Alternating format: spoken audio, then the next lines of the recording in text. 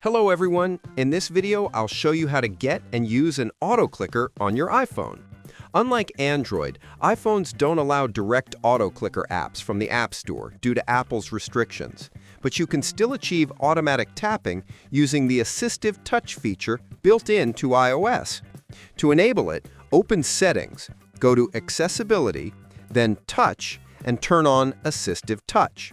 Now scroll down and select Create New Gesture. On the screen, tap where you want repeated clicks to happen. Do it multiple times in the same spot, then save the gesture with a name like Auto Tap. Next, open the app or game where you want to use the auto clicker. Tap the Assistive Touch button, go to Custom, and select your saved gesture. The phone will automatically repeat your tap pattern on the screen, just like an auto clicker.